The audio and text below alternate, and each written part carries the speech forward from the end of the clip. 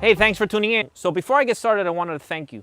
Thank you for all the feedback and all of the support. It's very important. It keeps me motivated and it keeps me just wanting to continue to do these videos. So just keep it coming. I really read it all. I try to get back to you guys as quickly as I possibly can. And, you know, thanks. Oh, and one more thing. Remember to like this video and remember to subscribe. It's also important. It keeps, like I said, it keeps me motivated. It keeps me wanting to do these videos more and more. So now on to the nitty gritty. So what I'm going to show you here is all of the work I did on the outside of this truck. So this truck, again, was in excellent condition.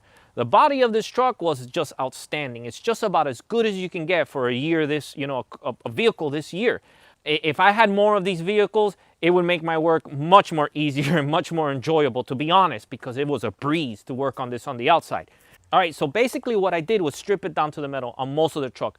I probably didn't need to do that, but I just wanted to be 100% sure that there was nothing hidden under the existing paint. Since it was getting up in age, you know, it's a 67, I wanted to be sure, just wanted to be 100% sure that there was nothing hidden under that. And you know what? Nothing was hidden. All right, so what I did here is that I removed all the paint and all of that material with the DA, and I basically did it with 100 grit. I went with the 100 grit. It was pretty easy going. The material was already, a lot of the material came off very easily. There were some spots that it gave me a little bit of difficulty, but it wasn't an issue. After I did the 100 and I got it down to the bare metal, I went with 220, hit it with 220 to make sure to remove that rough sandpaper from there, that 100 grit. And after I did that, I went lightly with the 320. After I left it in 320 with the DA, I made sure that I hit it with the scuff pads and all of the corners and all of the edges, anything that I had to do by hand, wherever the DA did not get.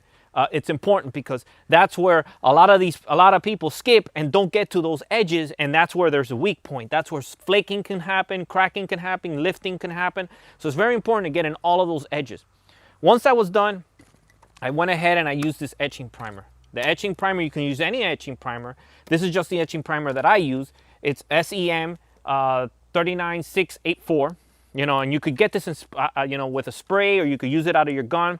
I like to use it out of the gun. Once I did that, I went ahead and I shot this P50, the Sherwin-Williams.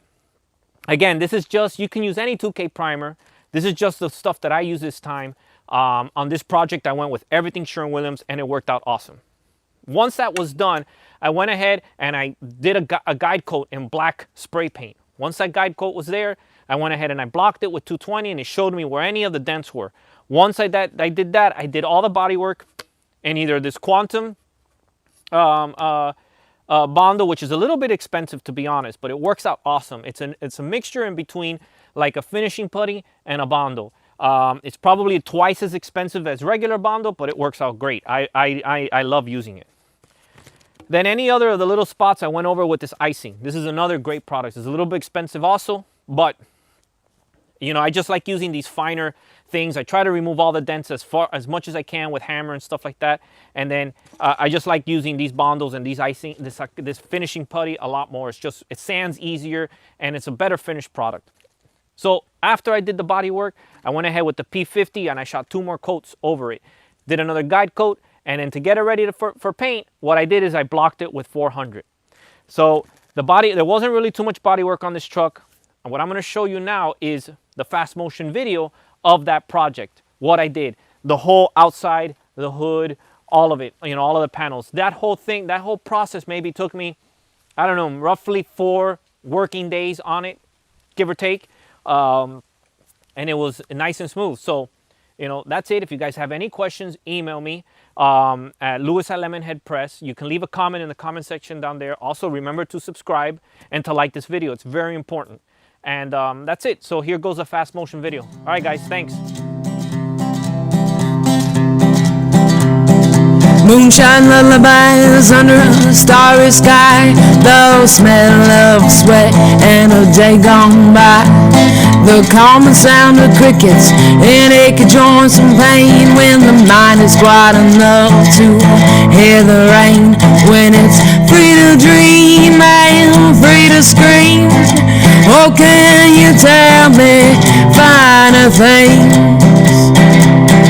Like a fish out of water, flapping about, or a bird with a broken wing.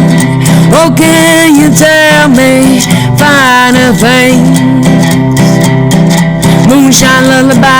under a starry sky, the smell of sweat and a day gone by, the calming sound of crickets and ache joints and pain, when the mind is quiet enough to hear the rain, when it's free to dream and free to scream.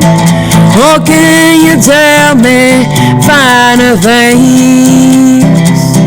Had a lovely walk, stepped in shade, can't complain. Oh, can you tell me finer things?